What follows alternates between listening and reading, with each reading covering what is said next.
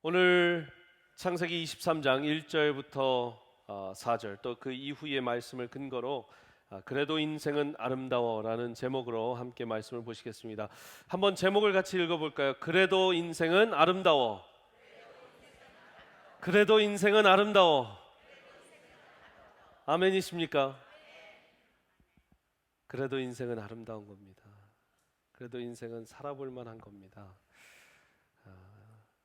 오늘 이 말씀 시작은 사라가 127세를 살았으니 이것이 곧 사라가 누린 햇수라. 이제 사라의 죽음을 이야기하고 있습니다.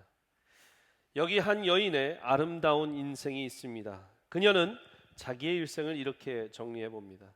나는 일찍이 이복 오빠와 결혼을 했습니다. 나는 곧 아이를 가질 수 없는 몸임을 알게 됐습니다. 처음에는 하늘이 무너지는 것 같았습니다.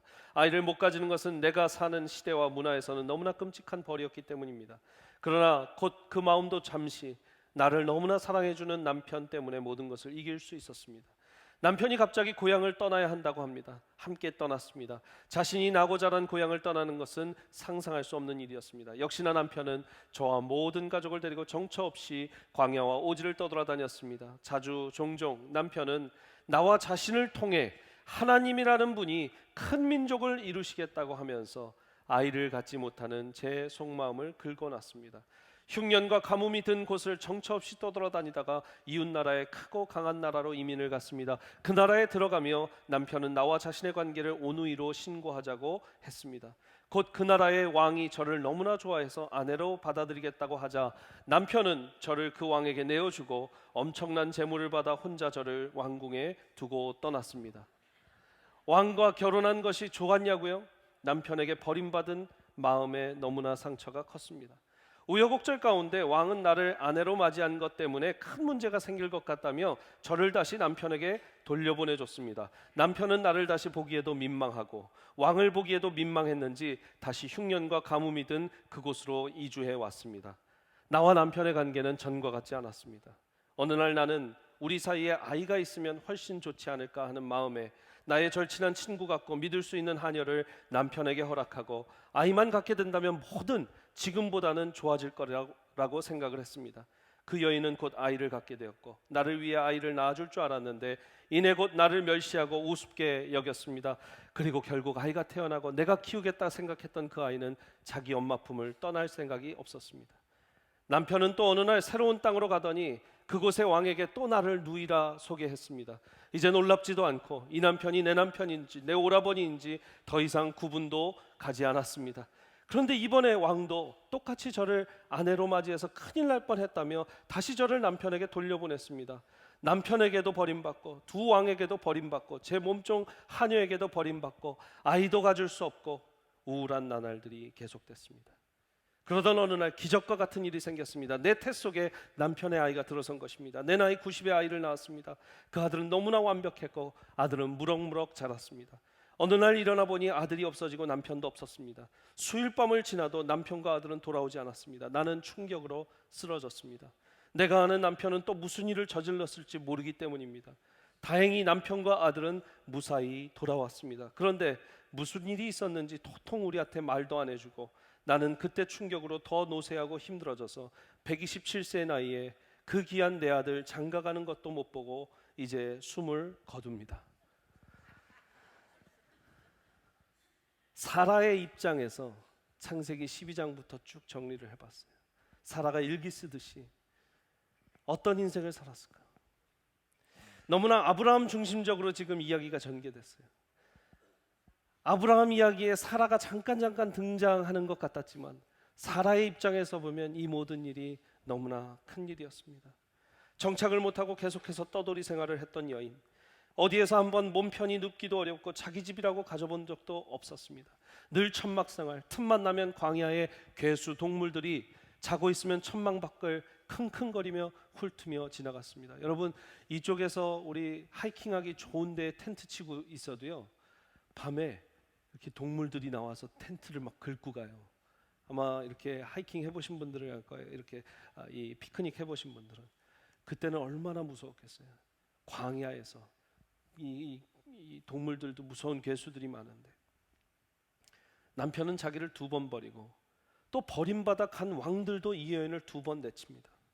자신이 친구처럼 여겼던 하녀에게 배신도 받고 하나님 은혜로 늦은 나이에 아들을 낳았지만 아들도 남편 때문에 또 잃을 뻔했어요.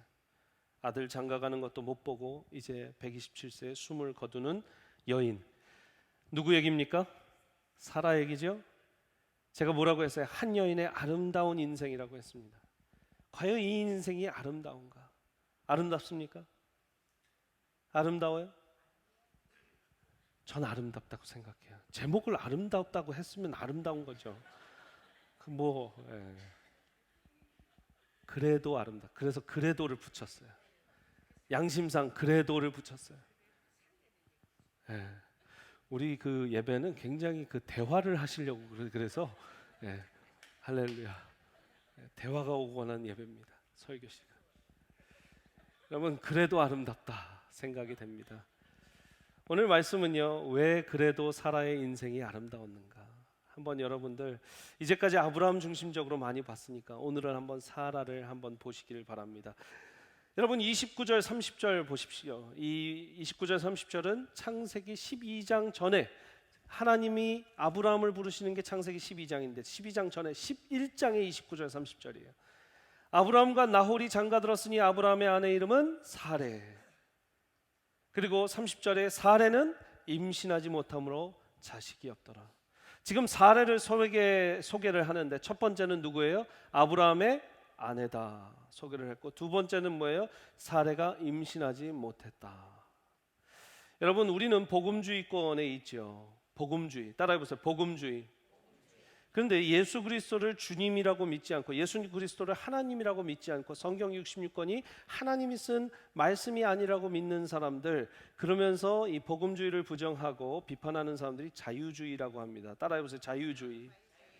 자, 자유주의 신학자들은 예수님이 하나님이라고 보지 않아요. 그리고 또 이 모세, 여러분 지금 창세기, 출애굽기, 레위기, 민수기, 신명기는 모세가 쓴 모세 오경이에요. 이 모세 또 바울을 굉장히 남성주의 중심으로 얘기를 합니다. 그래서 이 본문도 사라를 소개하는데 사라 그 여인에 대해서 직접 이야기하지 않고 아브라함의 아내였다, 애를 낳지 못했다, 그걸로 사라를 판단했다고 굉장히 비판 섞인 어조로 하는 것을 제가 예전에 제 교수님 이 페미니스트 티올로지, 제가 하버드에서 공부할 때 페미니스트 티올로지, 페미니스트 신학을 전공하는 그 페미니스트 신학의 데모 같은 분이 그렇게 얘기를 하는 걸 들었어요. 근데 참 저는 성경에 대해서 은혜가 없이 말씀을 본다, 그분이 참 생각이 들었어요. 안타까웠어요. 왜냐하면 여러분 성경에서 아브라함의 아내였다, 아이를 갖지 못했다, 그게 창세기 11장에 나온 얘기인데 창세기 12장부터 13장 14장 쭉 전해서 23장까지 하나님이 사라를 통해서 역사하신 사건은 첫 번째 아브라함의 아내로서 역사하셨고, 두 번째 아이 낳지 못하는 여인이 아이 낳게 되는 역사로서 하나님이 역사하셨습니다. 믿으십니까?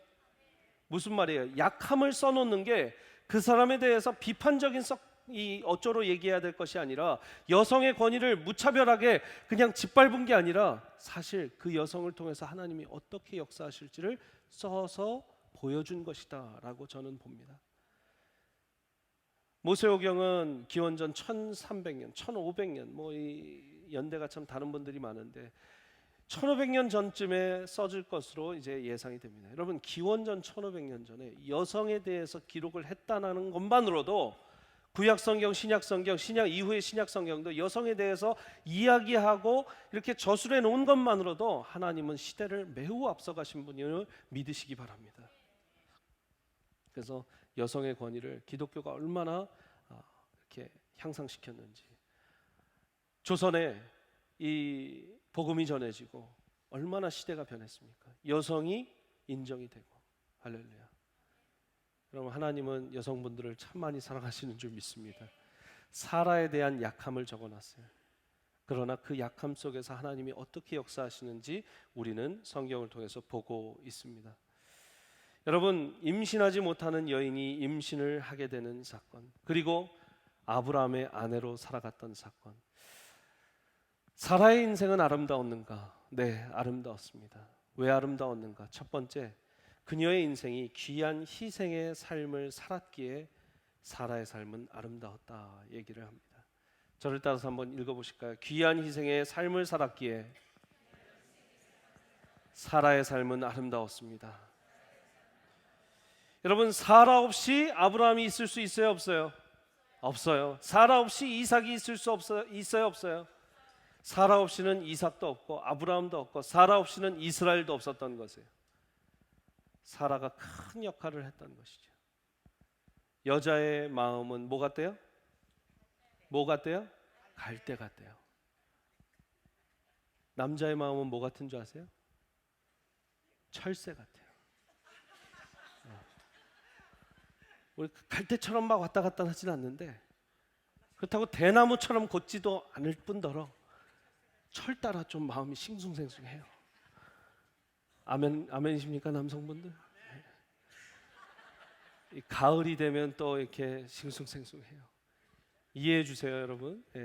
우리 자매님들, 여성분들 이해해 주십시오. 남자가 여자가 마음이 둘 다 참 왔다 갔다 합니다. 근데 누가 잡아줘요? 여자는 누가 잡아줘요? 남자가 잡아줘야 돼요. 아멘. 남자는 누가 잡아줘야 돼요? 여자가 잡아줘야 돼요. 여러분들 그렇게 살고 계시죠? 여러분, 아브라함이 70세 부름 받고 여기 이제 175세까지 살면서 믿음의 여정 사는데 사라 없었으면 이 여정을 끝내지 못합니다. 고비고비마다 사라가 붙들어주고, 어쩔 때는 아브라함이 사라에게 믿음의 영향력을 끼치는 것 같은데 어쩔 때는 사라가 아브라함에게 믿음의 영향력을 끼쳐주고 살죠. 부부는 그래야 되는 것입니다.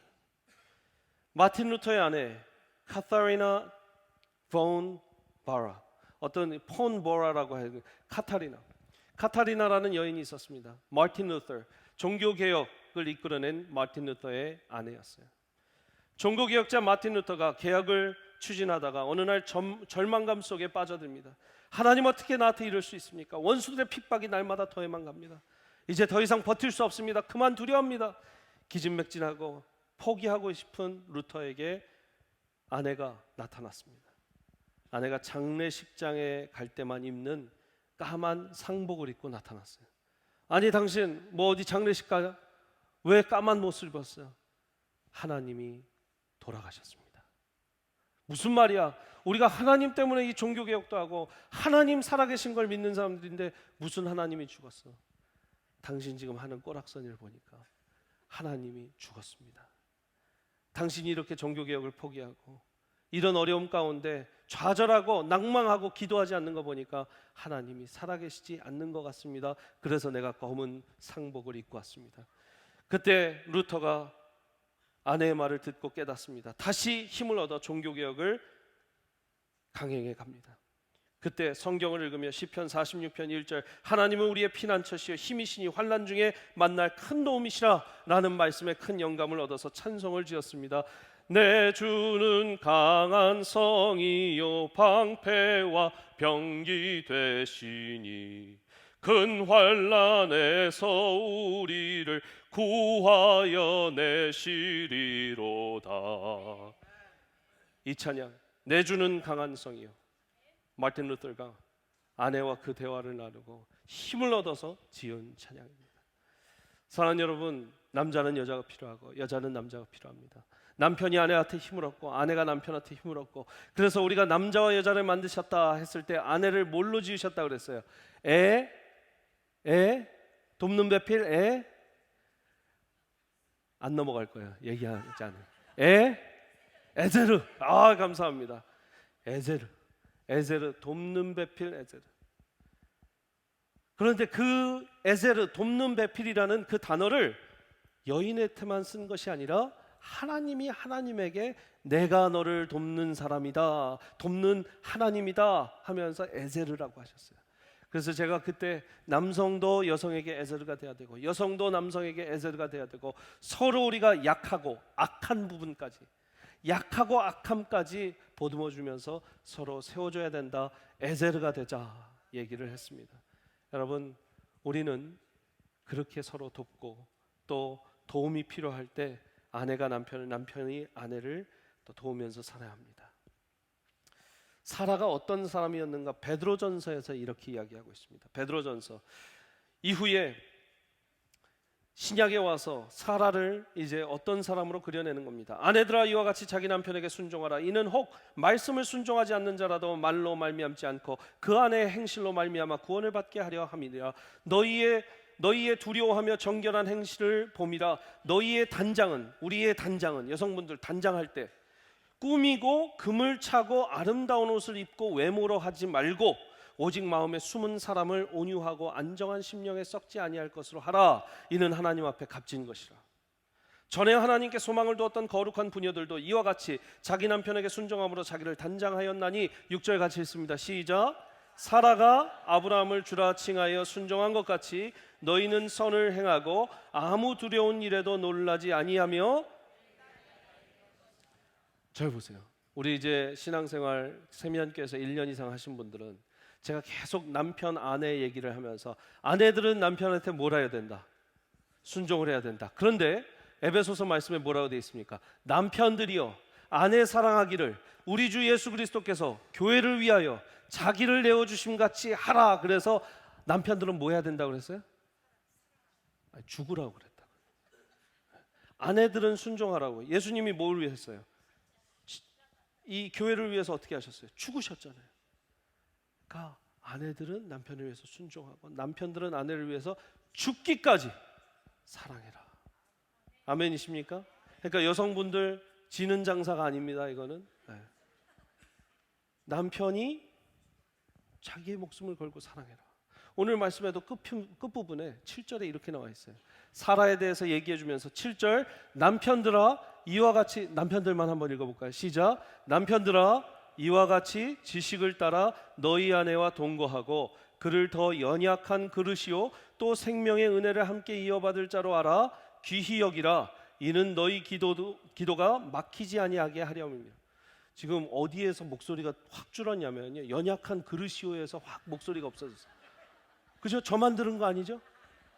여기 동의 못 하시겠다는 거죠? 목사님, 제 아내는 연약한 그릇이라기보다는 튼튼한, 50 넘어가니까 저보다 더 튼튼한.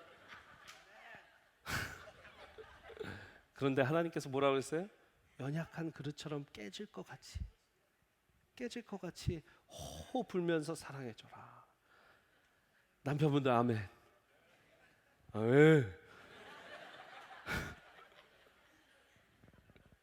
근데 그렇게 할 때 남성분도 여성분도 뭐가 너희 기도가 막히지 아니하게 하려 함이라.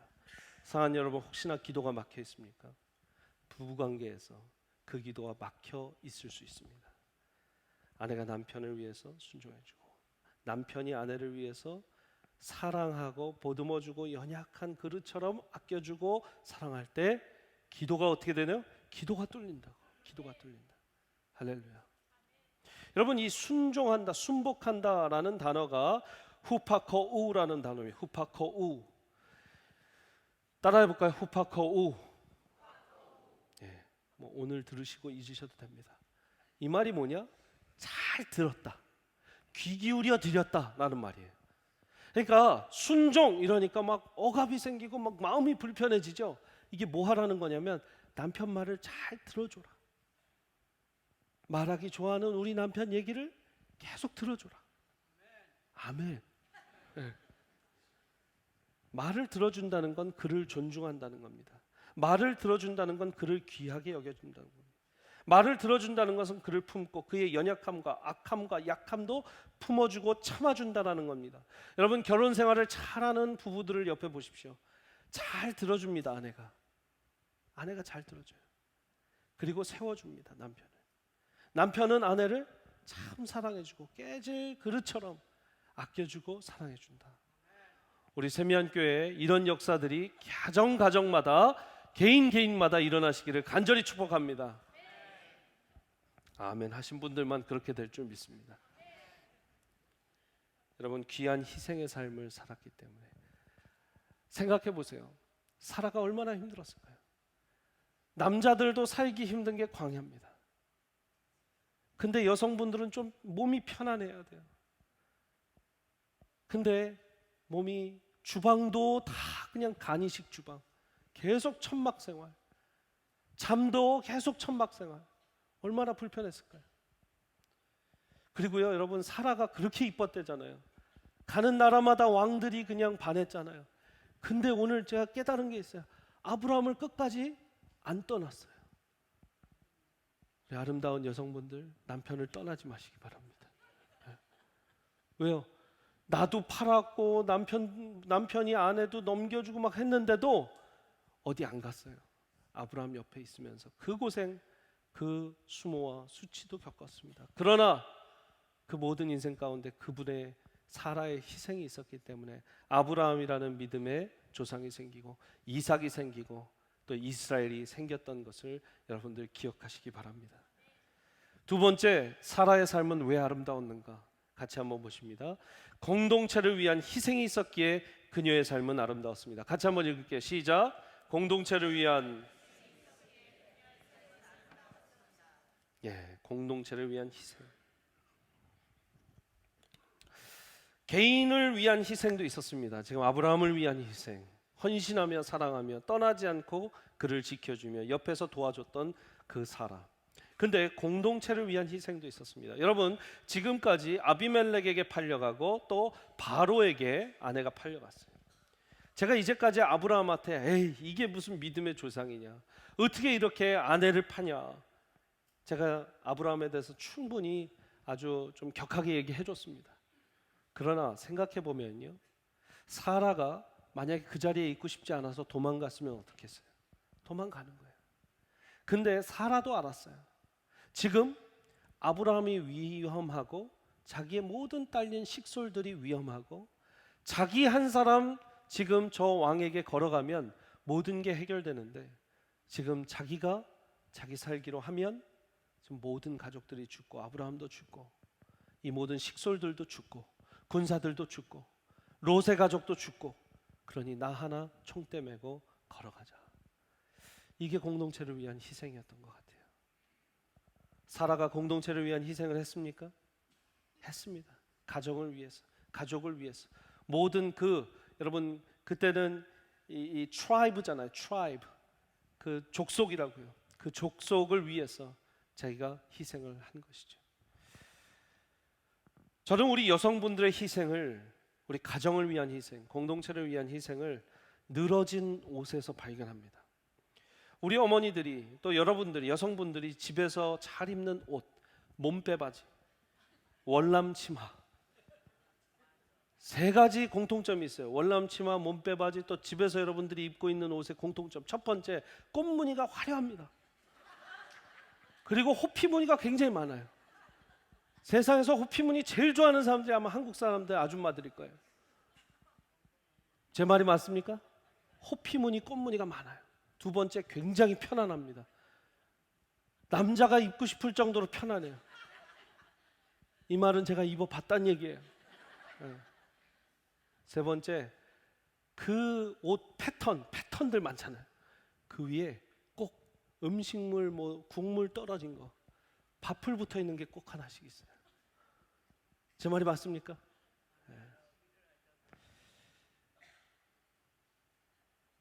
옷돌이든 아랫돌이든 참 많이 늘어나 있고 헤어졌습니다. 1년 입고 버리는 적이 없습니다. 5년, 10년 입죠. 제가 결혼해서 아이 키우면서 왜 우리 어머니들은 저런 옷 입나, 모든 게 해결됐어요. 아이를 키우다 보니까 옷이 가만히 있는 옷이 없어요. 이 목이 다 헤어집니다. 저희 아내가 결혼하기 전에 뉴요커, 여러분 뉴요커, 말만 들어도 멋있는 뉴요커, 뉴욕에서 그 월가 옆에 파이낸셜 그 센터에서 일하는 아주 젊은 멋진 커리어 여성이었어요. 저 만나서 결혼해갖고 어느 날 보니까 옷이 막 여기까지 헤어져 있고 위에는 막 이유식이 막 묻어 있고 애가. 그래서 야, 어쩔 수가 없구나. 그리고 제가 육아에 막 동참을 하니까 어느 날 세수하려고 봤더니 제 옷이 여기까지 내려와 있어요. 그때 제가 깨달은 게 두 개 있습니다. 첫 번째, 남을 신경 쓰면 내 옷을 신경 쓸 수가 없구나. 남의 인생 목숨을 책임지면 나 신경 쓸 겨를이 없구나. 두 번째, 그 헤어지고 그 멋없었던 우리 어머니들의 옷은 나를 사랑한다라는 증표이자 증거구나. 우리 가족을 위해서 헌신했던 그 증거구나. 그래서 여러분들 집에 오늘 가서 그런 헤어진 옷이 있으면 버리지 마시고 갑오로 잘 간직하셔갖고 지플락에 잘 넣어놓으셔서 이렇게 아들 딸한테 보여주세요. 내가 널 키울 때 이렇게 고생했다. 네. 우리 아버님들은 어떻습니까? 그 구두, 옛날에 우리 구두약을 발라서 닦아드렸던 그 구두 보면 밑에가 늘 이렇게 달아 있어요. 근데 참 신기한 게 바깥에만 달아 있는 분은 꼭 바깥에만 달아 있고 안쪽 다는 분들은 꼭 안쪽만 달아요. 그게 걸음걸이에 따라서 성격도 다 다르답니다.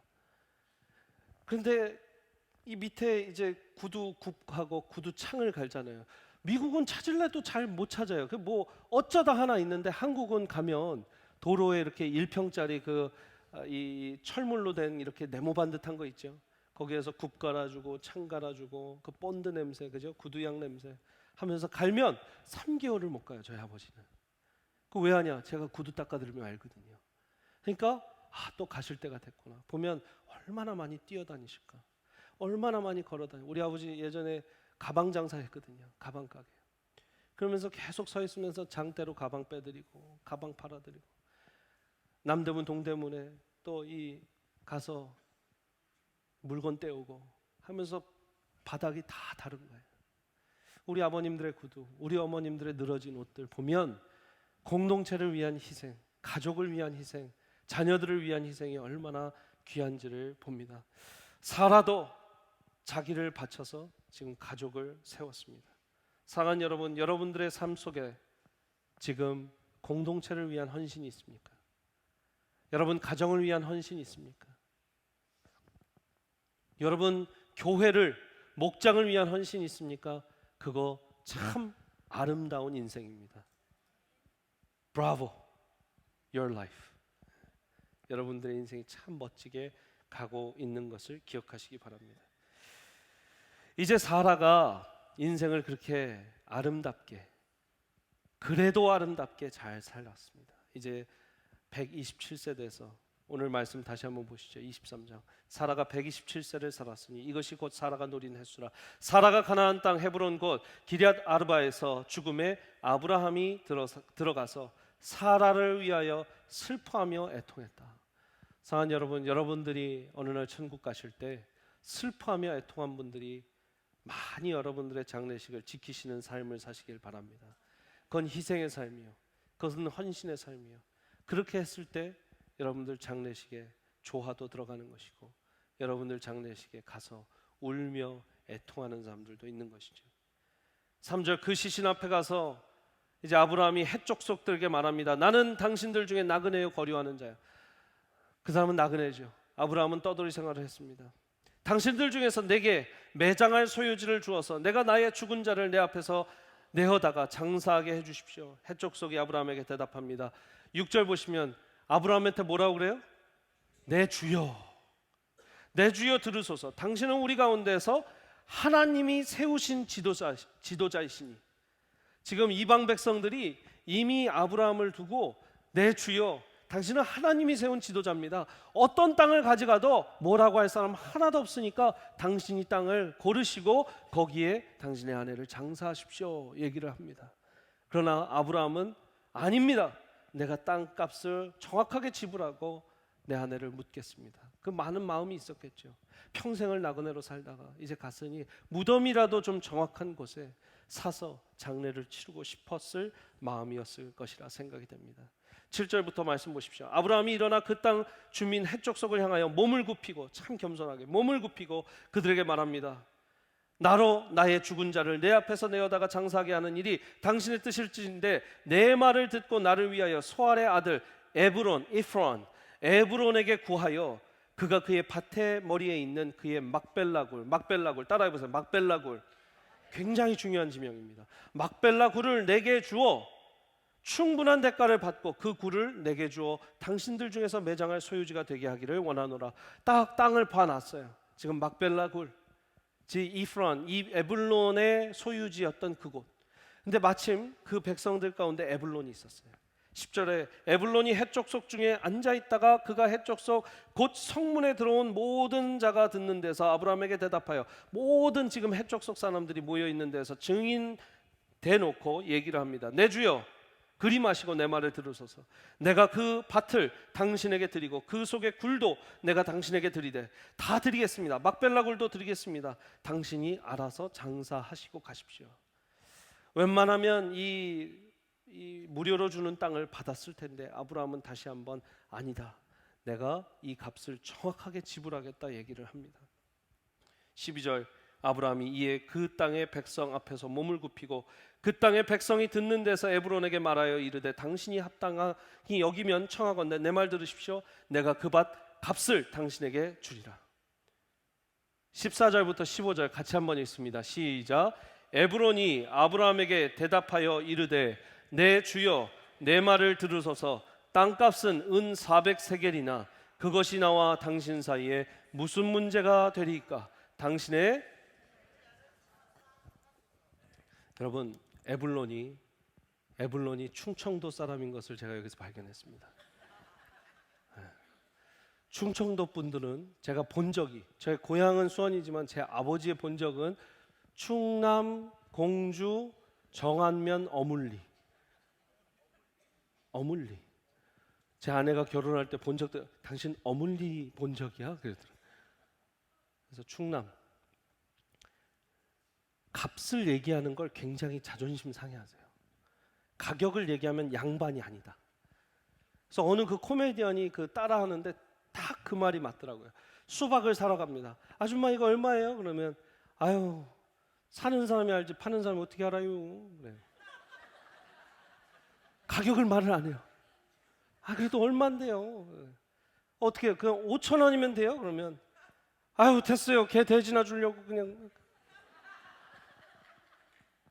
그래서 그럼 뭐 10,000원이면 돼요? 막 그러면 아유 내가 그냥 농사를 짓지 말아야지 남편을 잘못 만나갖고 지금 뭐 하는 거요? 그냥. 아유 아주머니 그럼 20,000원이면 돼요? 그렇게 갖고 가고 싶으면 갖고 가요. 가격을 말을 안 해. 지금 얼마야 물어보니까 뭐 그 복덕방 아저씨가 보니까 뭐 은 400세겔은 좋게 받겠다고 하는데 뭐 그 뭐 숫자가 뭐가 중요해요. 그냥 당신하고 내 사이에 그냥 텄으면 됐지 뭐 그냥 그러는 거예요. 계속 지금 그냥 우리 우정이나 변치 말아요. 그냥 이러는 거죠 지금. 얼마 달라는 거예요 지금? 은 400세겔. 숫자가 뭔 의미요? 그냥 대슈 가져가시오. 대슈가 여러분 이 충청도에서 모든 걸 해결합니다. 대슈 이러면 이렇게 마음이 상처. 대슈 모여 하나로 끝나요. 모여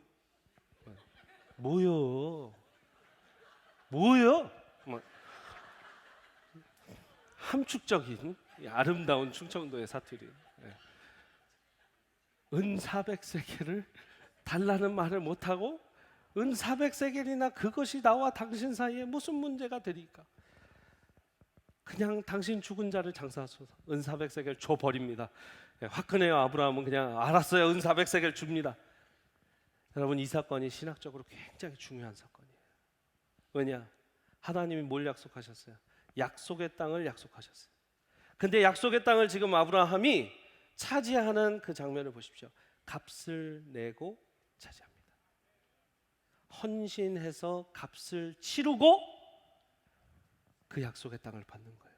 사랑하는 여러분, 하나님께서 약속의 땅, 여러분들을 위해서 나는 하나님한테 이런 약속을 받았어. 이런 약속의 땅을, 이런 약속의 축복을 받았어. 여러분 그것을 위해서 뭘 해야 된다? 값을 치러야 된다.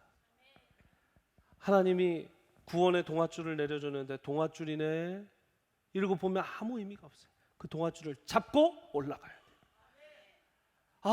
하나님께로 가려면 예수님이 필요하구나. 예수님이 우리의 구원자구나. 예수님이 우리의 죄를 씻어주시고 예수님으로 말미암아 우리가 유일하게 하나님께로 갈 수 있구나. 알면 뭐합니까? 예수님 믿겠습니다라는 작정이 있어야 돼요. 그게 값을 치르고 사는 거예요.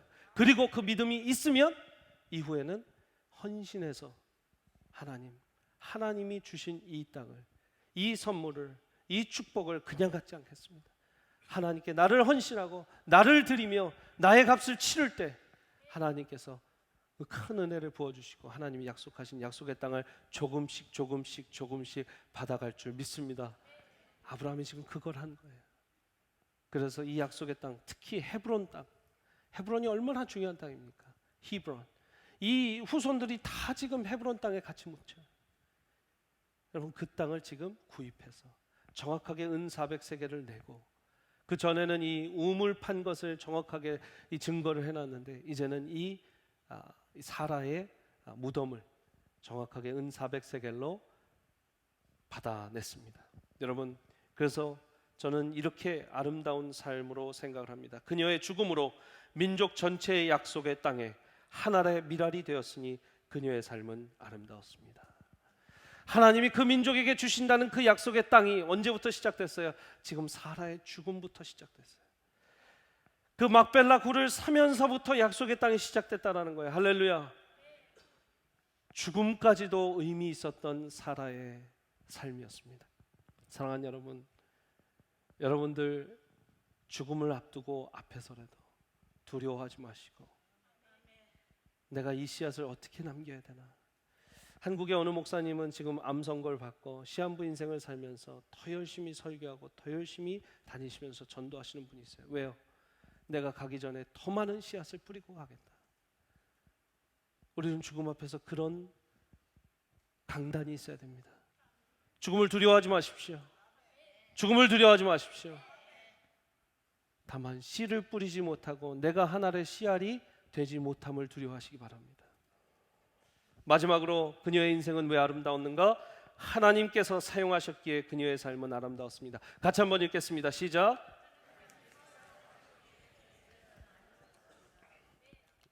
하나님께서 사용하셨죠. 아브라함, 이삭. 마태복음 1장 2절을 보시면 1절부터 2절. 아브라함과 다윗의 자손 예수 그리스도의 계보라. 누구의 계보래요? 예수 그리스도의 계보.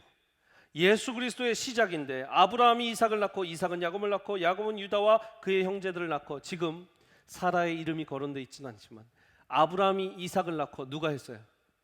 사라가 했어요. 이삭은 야곱을 낳고, 여러분 요 한 구절, 요 반절에 사라의 인생의 의미가 다 찾아지는 거예요. 예수님의 계보에 들어갈 수 있는 이 가족, 이 지금 가문을 사라를 통해서 만드셨다. 하나님이 사용하신 것이죠. 그렇기 때문에 그녀의 삶은 더욱더 아름다웠습니다. 죄송합니다. 여러분, 오늘 설교를 준비하면서 저는 그런 생각을 했습니다. 우리의 사라는 누구인가? 우리에게 사라는 누구인가? 여러분을 위해서 헌신해 준 사람, 여러분을 위해서 희생을 아끼지 않은 사람, 여러분을 위해서 돌아가실 때까지 하나의 미랄이 되어준 사람, 여러분을 하나님께로 이끌어준 사람. 많은 분들이 지인일 수도 있겠고요, 많은 분들이 또 부모님을 생각하실 수도 있겠습니다.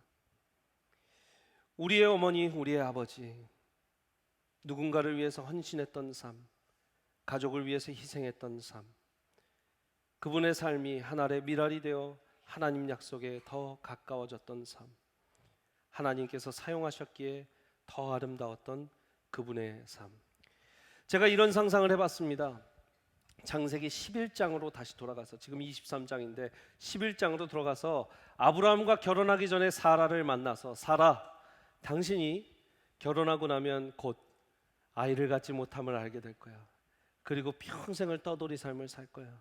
90세까지 아이도 못 갖고 갖은 고난을 다 겪으며 멸시도 당할 거야. 2번 다른 왕들한테 팔려갈 거야. 그리고 죽을 때까지 고생하다가 아들 이삭 결혼한 것도 못 보고 갈 거야. 그래도 아브라함하고 다시 결혼하겠습니까? 물어보면 사라의 답이 어떨까요? 아무도 몰라요. 그거는. 네, 아무도 몰라요. 근데 여러분들의 사랑, 여러분들을 위해서 희생하고 헌신했던 사람, 다시 젊은 날에 혹여나 천국에 계시면 다시 불러오셔서 물어보셔서 엄마, 아빠 다시 살아도 나를 낳을 거야? 라고 물어보면 어떤 답을 하실까요? 최근에 봤던 몇 년 전인데 어떤 한 그 영상이 요즘 많이 젊은이들한테 인기가 있는 영상으로 떠다녔습니다. 이 영상이 똑같은 질문을 합니다. 과거에 젊은 날 어머니에게로 돌아간다면 내가 해주고 싶은 말이 무엇인가? 한번 한국의 한 코미디언이 얘기하는 걸 들어보시기 바랍니다. 예? 지금 엄마한테 지금 할 거를 지금 쓰고 있는데 하겠습니다. 엄마, 이거 진짜 잘 들어야 길어. 잘 들어야 돼요. 마흔에 고혈압으로 크게 쓰러지십니다. 그리고 3년마다 고혈압으로 쓰러지시거든요. 그 중간중간에 쓸개, 자궁, 맹장을 떼내요. 이거 잘 생각을 하셔야 돼요. 그리고 50대부터는 당뇨, 고혈압으로 고생하시고 60대에는 이제 심근경색으로 굉장히 또 고생을 많이 하십니다. 그리고 60 중반부터 또 이제 그 인공관절이라든지 관절 쪽으로 또 수술 많이 하시고 70대에서는 저 뇌졸중으로 쓰러지십니다. 이거를 다 견딜 수 있으시다면 또 저를 낳으시길 바랍니다. 제가 잘 보필할게요. 따뜻하다. 여러분들의 어머니에게, 여러분들의 아버지에게 물어보면 뭐라 말씀하실까요? 혹은 여러분들 젊은 날 여러분들을 찾아가서 내가 이민 생활하면서 이렇게 힘들 건데 그래도 미국 가겠냐? 그래도 아들, 딸 낳고 이 사람 만나서 결혼하겠냐? 여러분들의 젊은 날에 가서 물어보시면 어떨까요? 여러분, 여전히 이 인생을 한 번 더 살아보시겠습니까? 예라고 대답하면 여러분들 아름다운 삶을 살고 계신 겁니다. 아이 키우고 다 늘어난 백가족에 처녀 때의 몸은 온데간데 없고 병은 얻어가고, 여기 나와 있는 병 안 걸린 분이 있어요? 하나라도? 하나는 다 걸려요. 고혈압, 당뇨, 심근경색, 동맥경화, 고지혈증. 우리 성도님들 다 한두 개는 갖고 계십니다. 우리 어머니 아버지들도 다 그렇게 고생하셨어요. 그렇다면 그분들의 인생은 고생만 하다 간 걸까요? 아니요. 그분들의 인생은 여전히 아름다웠습니다. 왜요? 여러분들이 이 자리에서 하나님의 말씀을 듣고 예배드리고 있고 건강하게 그래도 미국 땅에서 이렇게 버티고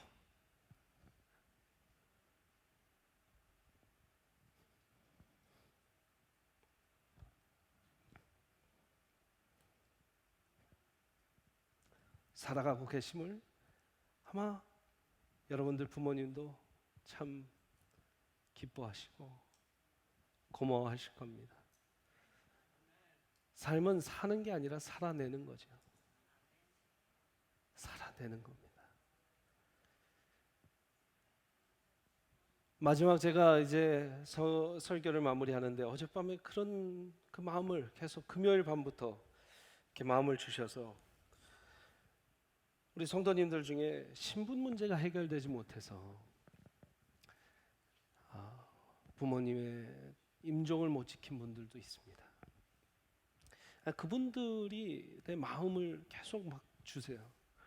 이 사라의 임종을 지킬 수 있었던 아브라함은 그나마 그래도 감사했던 거죠. 근데 아버지 어머니를 잃어도 내가 한국 나갔다 오면 내 처자식을 다시 못 볼 수 있기 때문에 내 삶의 근간이 다 흔들리기 때문에 갈 수 없었던 분들, 그 몇몇 분들의 마음을 주시면서 제가 있는데 이어령 장관의 이런 인터뷰를 봤습니다. 엊그저께 인터뷰예요. 이어령 선생님의 마지막 인터뷰. 제목이 죽음을 기다리며 나는 탄생의 신비를 배웠네. 여기 이런 글이 있습니다. 죽음을 앞두면 죽는 얘기를 써야 하잖아. 근데 난 반대를 써요. 왜냐? 죽음은 체험할 수가 없으니까. 사형수도 예외가 없어요. 죽음 근처까지만 가지 죽음을 모르니 말한 사람이 없어. 임사 체험도 살아 돌아온 얘기입니다. 살아 있으면 죽음이 아니거든. 여기부터 잘 들어보세요. 가령 이런 거예요. 어느 날 물고기가 물었어. 엄마, 바다라고 하는 건 뭐야? 글쎄, 바다가 있기는 한 모양인데 그걸 본 물고기들은 모두 사라졌다는구나. 물고기가 바다를 나오면 죽어요. 그 순간 자기가 살던 바다를 보지요. 내가 사는 바다를 볼 수 있는 상태, 그게 죽음이에요. 바다를 나와본 물고기는 자기가 살던 그 호숫가든 자기가 살던 시냇가를 다시 바라볼 때 이미 거기를 멀리 봅니다. 여러분들의 부모님을 생각해 봤어요. 그런 부모님 몇몇 분들, 뭐 다는 아니세요. 근데 그 부모님들이 이제 하늘나라 올라가실 때 자기가 살았던 그 세상이 보여지는 순간 그 사람은 죽은 거죠.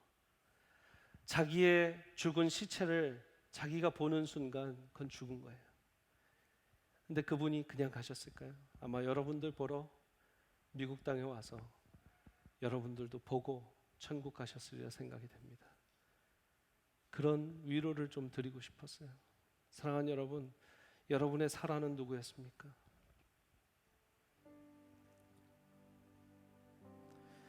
이제 더 이상 이 세상 사람이 아니라서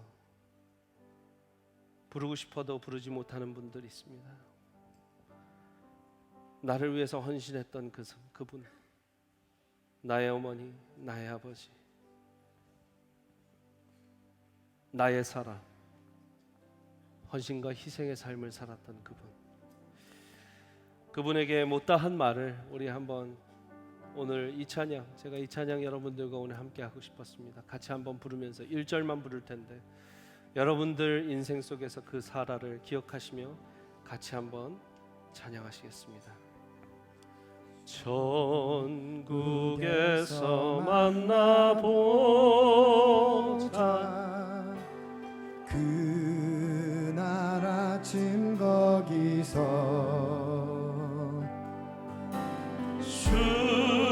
순례자여 예비하라. 늦어지지 않도록 천국에서 만나보자. 천국에서 만나보자. 그날 아침 거기서 순례자여 예비하라. 늦어지지 않도록 만나보자.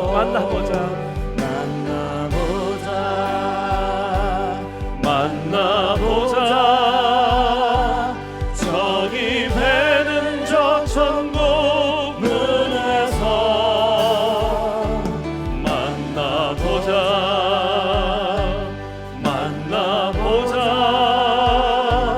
그날 아침 그 문에서 다시 한번 부릅니다. 천국에서 만나보자. 천국에서 만나보자. 그날 아침 거기서 순례자여 예비하라. 늦어지지 않도록 만나보자.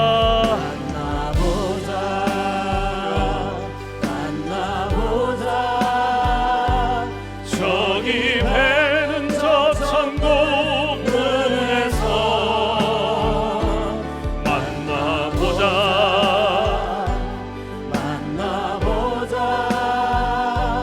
그날 아침 그 문에서 만나보자.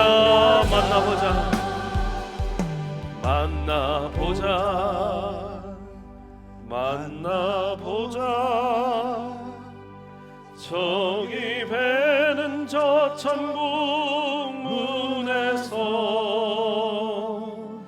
만나보자.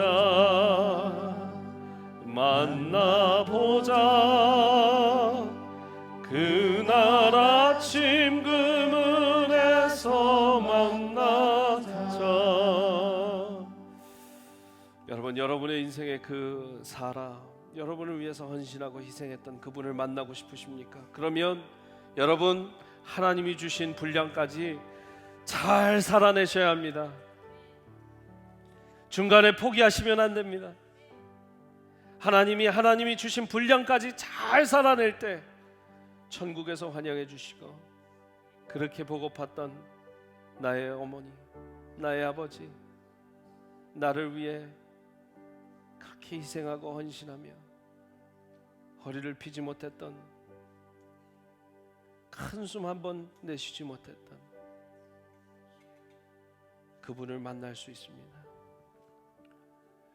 여러분들 중에는 여러분들이 사라처럼 사시는 분들도 있습니다. 여러분, 여러분의 인생이 헛되다 생각하십니까? 아니요. 여러분이 지금 살아내고 있는 것만으로도 아름다운 삶을 살고 계신 겁니다. 믿으십니까? 여러분은 여러분들이 지금 이민사회에 와서 신분이 없어도 열심히 그렇게 살아가고 계시는 거, 부부가 손을 잡고 기도하며 살아가고 계시는 거, 아름다운 인생입니다. 브라보, 브라보. 내 몸뚱아리가 말을 듣지 않아도 한 주 한 주 잘 고비를 넘기고 주일날 이렇게 와서 예배 드릴 수 있는 거, 여러분, 초라한 인생 같지만 그렇지 않습니다. 아름다운 인생입니다. 여러분들로 인해서 여러분들의 자녀가 생겼고, 여러분들의 손주들이 생겼고, 여러분들로 인해서 이 교회가 생겼고, 여러분들로 인해서 이 이민사회가 성장했습니다. 여러분들 헛된 삶이 아닙니다. 그래도 아름다운 삶입니다. 그 모든 것을 깨닫고 주님께 감사하시는 여러분들 되시기를 바랍니다. 이제는 우리 아버지의 크신 사랑과 예수 그리스도 십자가 보혈의 공로, 그 은혜, 그 사랑, 부활의 기쁨과 그 능력, 성령님의 감화 감동 역사하심이 오늘 말씀을 듣고, 주여 아버지 하나님, 내 인생 살아 그분을 보내주셨음에 감사합니다. 그분이 나를 지켜보고 계심에 감사합니다. 물고기가 바다에 가서 자기 살았던 그곳을 바라보는 것처럼 그분이 나를 지금도 이 세상 살고 있는 나를 바라보고 싶을 줄 믿습니다. 주여 아버지 하나님, 나는 잘 살아내겠습니다. 주여 아버지 하나님, 나는 잘 그래도 아름다운 이 인생을 살아내겠습니다. 주여 아버지 하나님, 나에게 힘을 주시옵소서. 다짐하고 들어서는 모든 귀한 권석들 머리 위에 이분들의 하루하루 삶과 하시는 일터사역과 가정사역 위에, 이 시간에도 예수 그리스도 복음과 사랑 전하고 계신 우리 선교사님들의 사역과 가정 위에, 이 몸된 주님의 교회 세미한 교회 위에 이제부터 영원토록 함께 하실 간절히 축원하옵나이다. 아멘.